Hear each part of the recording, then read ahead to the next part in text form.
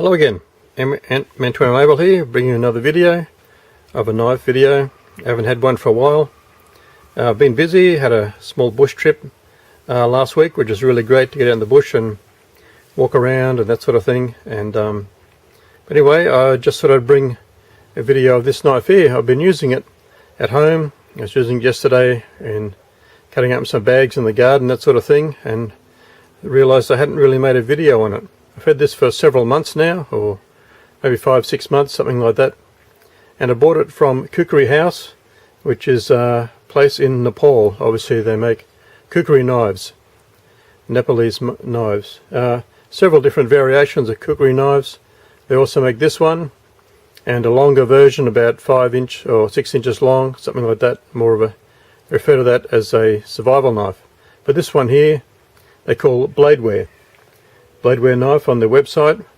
They have a depot they call it a depot. It's based in Australia, so actually I bought this one via Australia. They also have a depot in America and I think England, maybe somewhere else as well, so just saves you the problem of having to get it through the customs and that sort of thing, since they're already in Australia or in America as such.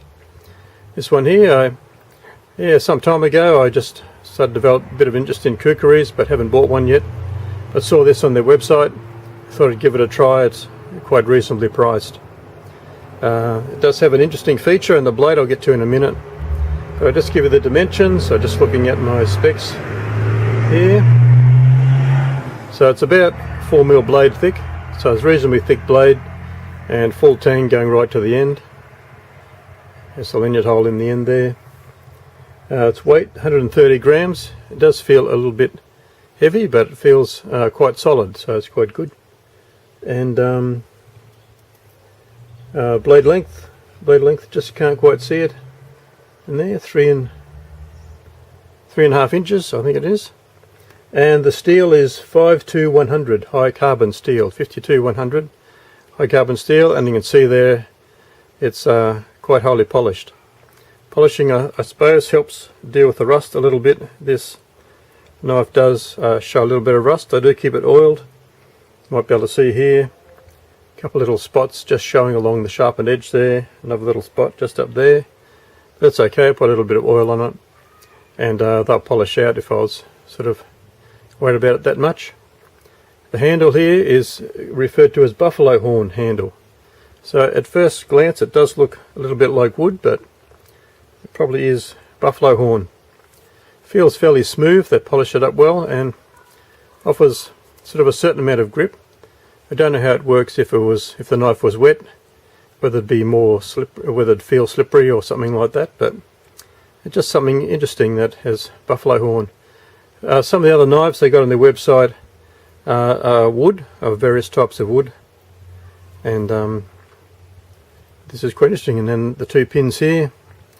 The grip has the slight finger choil and then it dips down there, so it just fits in the hand very well. My hand's sort of medium sized hand, so I've just got enough grip at the end. Large sized hands I suppose should be hanging off the end there a little bit, but it's okay. It is designed as a smaller knife.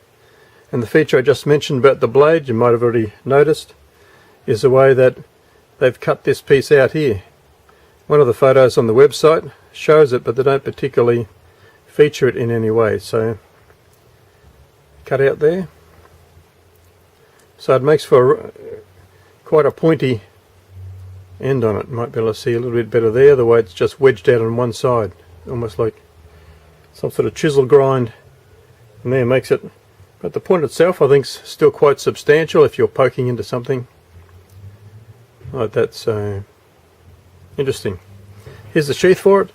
They say it's a Kydex sheath, so it's fairly standard, with a couple of rivet holes on each side. And interestingly, on the back here, they made the belt clip. It's part of the Kydex, so it's rolled around to there. So it does clip on the belt reasonably well, or on your waistband. I was using it on my waistband as such, but there's no real notch at the bottom to hold it in, so it does slide on and off your belt quite well. Retention of there is adequate. It doesn't really fall out. There's a little bit of tension as you push off there, but as like other Kydex type sheaths, if you wanted a bit more, I'm sure you could just heat up in here squeeze this together, make it a little bit tighter. So just as a size comparison, I've got out my, put it a rat 1 so you can see how smallish the knife is, or maybe how large in length the rat 1 is. So, and similarly, I just thought I'd grab a Falcon Even off the table, and you can see my Falcon Even F1. See there, it's quite a bit smaller, though blade. So that's to give you some idea of the size, and to be a bit fairer, length comparison, here's that Schrade. Was it Schrade 16? I think it was. Yeah, Schrade 16. So give you an idea of the knife comparison there. Blade length, fairly close to the same size. Similar dimensions, a little bit longer handle on the Schrade. So this Schrade here. So that is there from Khukuri House in Nepal. By all means, look them up and see if you're interested in something. They do have the survival knife, the 6-inch version there, and I was a bit tempted to get one of those just to see what it's like. But at the moment, I'm happy with this one. Quite an interesting little knife and a good background story that they are made from in Nepal. So Mentor Enabled, thanks for watching. Remember, stay ready, stay prepared, stay alert, particularly in these crazy times we live. Bye bye for now.